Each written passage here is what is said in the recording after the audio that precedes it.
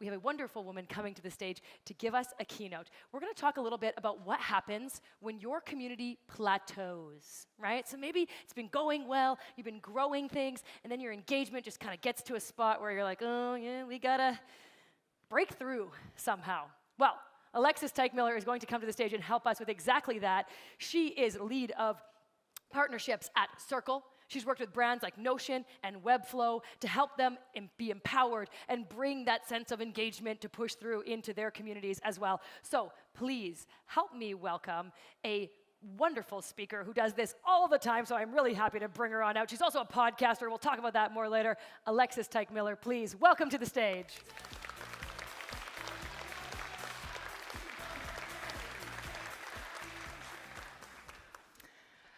So, this past Christmas, I was sitting in my Nana's living room, surrounded by my family. The kids are already deep into unboxing their Christmas gifts. Sugar cookies are on the counter, and I'm seated next to my Uncle Kyle. And my Uncle Kyle is a farmer, and we don't get to see each other too often, right? I'm only home a couple times a year. He lives in Illinois. I live in Texas. And so we get into this conversation. I love the love for Texas. Thank you.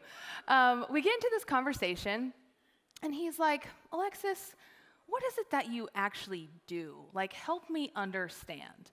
And for those of you in this audience, you know what it's like to try to explain what you do to your family. And I'm like, okay, well, I work for this software company. It's a community platform called Circle. And we serve over 15,000 brands and creators and entrepreneurs like Notion and Webflow. And we work with creators like Ollie Abdaal and Brendan Burchard and Amy Porterfield. And he's like, blank face. He's like, I don't know any of those people. But like, help me explain it a little bit more to me. I was like, okay, well, you know, over the last decade, I've worked in tech. I've worked with all these 6, 7, and 8-figure entrepreneurs. I've been a business coach, a podcast host. Some might even say I'm a chronic podcaster. And I've gotten to teach about community to over 40,000 community builders. And he's like, all right, but in this context, what is community? And you and I already know the answer to this, but I kind of went into conference mode. I was like, okay, well, these brands and businesses, they want to connect with their customers. They want to build deeper relationships. They want a deeper connection with their super fans outside of the one-to-many relationship that you can build on social media. And he's like, okay, I think I'm starting to understand this. I feed the community as a farmer, and you bring communities together on the internet. I was like, you know what? Yeah, I'll take it. That works for me. But the truth is, and you and I know this, is communities aren't really about engagement. Yes, it's a beautiful metric. We need to see engagement in our communities to send us on the right path, but it's really about transformation. But what if your community has plateaued? So if you've launched a community and maybe you've gotten that initial hype and then it's starting to taper off, or perhaps you've inherited a community and you're not really quite sure, okay, some engagement is down, maybe it looks something like this. You have some leadership burnout. Maybe you're feeling a little burnt out. Maybe you're seeing people spend less time in the community. They're not engaging as much. Or maybe they're churning. Maybe people are actually leaving, which is a good indicator that something is, maybe not aligned. And I like to look at these signs as more of a check engine light, right? It's not that you need to close shop and it's not going to work for you. It's just an indicator that something might be out of alignment, and how can you work on different strategies, listen to your audience, and understand what it is that they really need. And I think it's important to normalize these plateaus, because you working in the community space, also in the tech space, or even if you're an entrepreneur, we are riding the constant roller coaster of the highs and lows, and they're really an opportunity for evolution. So if you aren't clear on how you really add value to your members, I thought it might be helpful for us to go through a quick exercise before we get into some shifts and strategies that you can make to get you out of that plateau stage. Before we get into that, I want to help you get clear on that transformation. So a couple of questions that you can ask yourself is, those measurable changes, what are they? How do you really add value? Is it tangible? Is it maybe more intrinsic? Is it more emotional? When you look at the members in your community that have been there for a while, how do they describe the value that they get? Maybe this looks like getting on calls with existing members and asking them what value they're getting from the community. And then for those newcomers, asking them, okay, how would you describe the value that you're getting from the community? And also, how effectively does your community turn kind of lurkers or first-time users into really engaged participants, collaborators, and community leaders? Another really helpful transformation exercise is to create your transformation statement. And this is something that we do a lot at Circle when communities are coming to us with this vision, but they're not quite sure how to articulate it. And you all know that messaging is everything, and how you talk about your community and the vision that you lay out in front of people that immediately clicks them in. Like, you have to have that really dialed in. And so, for example, if I were to do this for Circle's community, I would say Circle's community helps new community builders go from never launching a community to launching a community for the very first time, so that they can add value to their niche, add value to their members, while also helping them increase MRR, ARR, and so on. I also have a 5-page template for you if you really want to nerd out on this and you want to go deep, either on the plane ride home or with your teams. This is a free Google Doc, just make a copy of it. But this allows you to answer some of those deeper questions if you really aren't clear on the value that you add for your community. So let's get into it. 3 tactical shifts that you can use to implement and create more transformational moments in your community. Shift number 1, live events. Now, I never said this is going to be new information, right? But what I really want this to do is I want this to validate and encourage you that if you already have a live events program inside your community, that you're on the right track, and how can you maybe turn up the dial or refine them to create better engagement moments inside your community.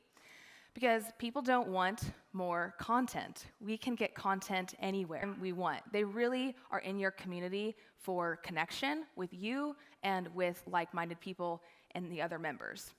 So we recently did a study. Who loves data? I love data.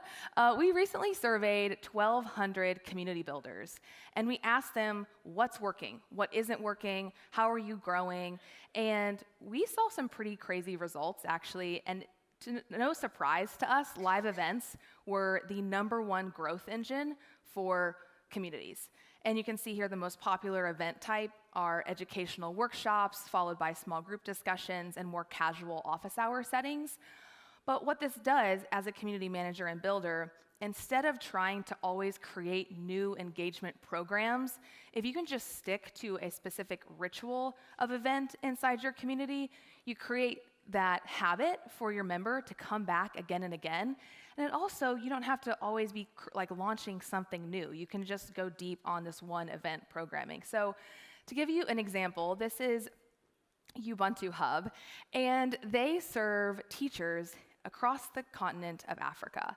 And they saw this gap in the market for teachers. It was really difficult for teachers to get that they were craving, and they wanted to bring teachers together, but they weren't really sure how to do that. And so they tried WhatsApp and they tried a Facebook group, but it was kind of difficult to get the structure, and also pretty difficult to host live events inside of those platforms as well. And so they ended up surveying their teachers and saying, what is it that you want? The teacher said, we want to meet each other. We want FaceTime. We want to go deeper into these discussions. And so they came up with a live event strategy. They host 30 live events every single month, spanning lots of different topics. And a lot of their members, these are member-hosted events too. So if you're thinking, how in the heck am I going to host 30 events a month? They have trained and kind of opened the doors for their members to come in and moderate and host some of the events as well. So it's not just their team running them. And it's really cool because they've gamified some of the attendance as well by giving the attendees certificates, showing them something tangible for their engagement, so they're passing different levels based on the training that they're attending. And as you can see, they increased their monthly active users by 229% in 6 months, which I think is just like crazy. And they've grown to over 17,000 members in the last year. If you are like, okay, I like the idea of hosting more live events and more of these kind of tent-pole moments inside of my community, but you're not quite sure where to start, here are several ideas, but two that I kind of want to double click on here. The new member orientation sessions. So this is something that the Circle community does for new Circle customers who are using our tool. Every single Tuesday, we host a new member orientation, and we walk them through how to make the most out of the community, where they can get special resources, and they're meeting our team, and also these community builders are meeting each other. And so they're really starting to feel supported. They're also able to feel like they can really come and get their questions answered. Another one that's really successful for us, especially if you are a tech product or a SaaS company, are show and tells. And so we host these every other week, and we identify specific customers that have really unique use cases and how they're using our community platform. We have them come in, and they actually break apart their business model and show how they're using the platform. And in a way, it's subtly selling, okay, wow, this is really strong. Like, I didn't know that you could do this with Circle. I didn't know that you had this feature. But it's coming through the lens of the customers who are finding success with your product. So this has been a really successful event ritual for us. Why events can be transformative is you're getting that real-time connection. You're also building those human-to-human moments. I don't really believe that people join communities for the aesthetics or the polish or your beautiful 8-part, well-edited, well-lit video series. And while that's great, and it's great for your brand, it's really not why people feel connected to you. And I think that these live events create that sense of belonging. All right, shift number 2, leveraging AI agents to serve members when they need you most.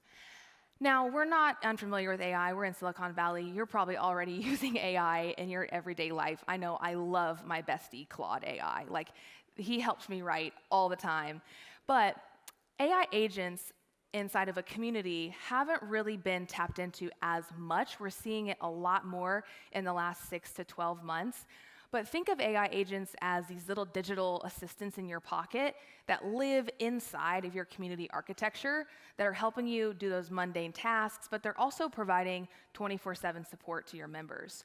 So again, for that community trends report that we hosted or that we ran earlier this year, we surveyed all of these community builders and we're like, okay, are you using AI? How are you using it? And would you consider using AI agents inside of your community? And this is an interesting discussion point. Like, there's been a lot of back and forth on how people feel about leveraging AI agents inside of a community experience. And the results showed that 70% of community managers and builders said, yes, I am either planning to or am strongly considering implementing them. But the metric that's really interesting here in the middle paragraph here is last year, only 19% of those same community builders were even considering leveraging AI inside their communities, and now it's 70%. I think a big reason for this is they're trying to keep headcount relatively low, and maybe you're on a shoestring budget, you're trying to make your community more profitable, or you're trying to, show the ROI to your leadership team, and they're like, okay, well, if I can leverage AI to help me keep headcount low, and maybe I don't have as much resourcing as I need, this is something that could really help me save time and provide more value to my members. So how this works in the context of a community architecture, we just launched AI agents inside Circle. And what you can do is you can create these personalized agents that are trained on all of the content inside of your community. So they're not external AI agents. They're ones that are trained specifically on your members' conversations, all of your existing training material, and you can also import external resources as well. And as the community manager, you can step in and pause the AI anytime you feel like you need to come in with a human touch. A really great example of this is my friend John Meese. He is the founder of a company called Sold Out Coach Club. And he recently created an AI agent called Smart Buddy. I love that name, and I love that people are giving these AI agents brands. Like, they're making sub-personas for these AI agents to give them like a sense of personality. And he was able to scale support inside of his membership community. And what he did is he uploaded and trained his AI agent on years of his content. He uploaded all of his coaching calls as well, and he is a 3-time published author, so he uploaded all of his books. And so this AI agent is basically a little mini clone of him, and what he was able to do is replace a $2,000 a month contractor who was in there answering all the DMs, and this is where this agent lives, is in the DMs. So this his customer success manager was in there answering all these DMs, and he realized, wow, I can actually lower my head count, save some money, and outsource this to an AI agent. If you're curious of different AI agents that you could build for your own business, these are 6 that Circle are using right now inside the Circle customer community. And one that I want to double click on is the Course Companion agent. And so we recently launched a course called Circle Academy, and it exists to train and educate customers on how to use and thrive with our platform. And what this Course Companion agent does is it sits alongside the course, and at every single module checks in with the student and is like, how are you learning? Or how are you liking the material? What are you learning? And do you want to refine? Do you want to ask me any questions? And they're literally in there. We can see all the chats that our members are having with the AI agent. They're in there talking strategy. Okay, what if I did this with my community? What if I priced it this way? And they're going much deeper than maybe they would in a public forum. And what we're realizing is a lot of members are using AI agents to ask questions that they're maybe a little bit scared to ask in a public forum. Something that might be seen as like, not a stupid question, but like, oh, maybe I should know this, and so I'm too scared to ask. And that's where they're going to the AI agent to kind of fill that gap. Why I think AI agents can truly be transformative for not only you, but also your members, is that support, 24/7 support. To give you another example, John actually was just telling me that a member DM'd the Smart Buddy agent at 3 in the morning in German, and the AI agent immediately responded in German, and they had this long conversation back and forth. And John said, 1, I was asleep at that time, and 2, I would have had to go to Google Translate back and forth to translate this conversation, and Smart Buddy, trained on all of my material, was able to give that value right then and there when that member needed it. Also, you can scale up your member onboarding and support, as I mentioned, and then it gives you more time to focus on strategy. Last, but certainly not least, is shift number 3. How to implement targeted gamification tied towards transformational milestones inside of your community. So why gamification? Also, not a new strategy, but when your community has plateaued and you're starting to see that engagement dip or die off, how can you add a strategy like gamification to kind of revitalize and refocus your members towards specific rewards? Because when internal motivation fades, those external rewards can really get people excited and infuse more energy back into the community. Also, this is why we love credit card points, right? Like, I love my Chase Sapphire, I love my United card, I love unlocking more points and more rewards the more that I do something. And human behavior likes that. We like to feel rewarded for our behavior. So how gamification can work is members are really encouraged to stay active when they are making progress, not just when they're participating. And you can also reward members who are not just liking posts, but are completing your courses, who are contributing post material, and are even like hosting events. And you can set up different gamifications based on that. A great example for this is Paul, who founded Climbworks. And this is a company designed to help bootstrap founders build their businesses on their own terms. And he really trained his members to not look at likes as like social media, like, oh, I just liked that, I like that. But he's trained his members to be more mindful with what they like, and really only encouraging them to like material inside the community that's made a good contribution. And then every time they like something and they hit another level and they unlock like their level up in the gamification framework, they unlock a free mentor session with him. And so as a result, he's created this community of reciprocity, saying that, okay, when you engage with each other, I'm going to engage with you by giving you continued mentorship and free one-on-one time with me. Why I think gamification can be really transformative is it creates a clear path for your members to kind of lock in and say, okay, if I commit to showing up and being in this community, I get access to XYZ reward. It's also for, I would say, a more competitive personality type who maybe like me, who's like, oh, I want to win. I want to unlock that next level. So it might not be for all of your member persona, but it could definitely be for one type of member that you're serving. And it also incentivized desired behaviors. I know we're in the business of community, and we're also really in the business of psychology. And so it's up to us to understand what motivates our members. Right, a bit of real talk here. I really do feel like when we focus on transformation and building strategies that support a member's transformation, everything can really unlock and change for us. And then your members aren't just transforming, they're really advocating, and those advocates can help grow your business. So whether you implement 1, 2, or all 3 of these strategies, I think that results can look a lot like this. You're getting richer product feedback, you're able to build deeper case studies and understand the different stories of transformation that your members are experiencing.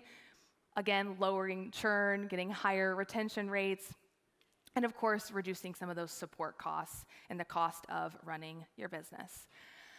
I know there's a lot of metrics and a lot of strategies that we can implement to grow our communities and grow our businesses, but I also think that at the end of the day, what we're building and what you're building is to impact people. And I want to share a quick story of something that literally happened to me yesterday. So I was on my flight from Houston to San Francisco, and I was working on this presentation. I was in and out of a couple different Circle communities, just bouncing around working for 4.5 hours. It's a long flight. And as we're landing the plane, the woman across the aisle leans over, and she's like, I hope this isn't weird, but are you using Circle?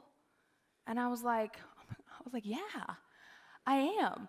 It was like one of those real life moments where, that hasn't happened to me before. I said, yeah, I actually work for Circle. I've been here for over 3.5 years. And she's like, I'm a part of 2 Circle communities that have changed my life. Her name was Brooke. She was a part of a community called Entreprenista and a community called 10th House that are both built on Circle. And she said she's an agency owner, she's a female founder, and by being in those communities, she's been able to access more clients. She's also felt that sense of camaraderie in what she's building, and anytime she has a question, someone jumps in and offers a resource or offers a helping hand. And she said, I'm not joking when I say that being a part of these communities has changed the trajectory of my career. And I was just like, wow, that is so amazing. We actually yapped so hard off the plane that I left my carry-on. Not even kidding.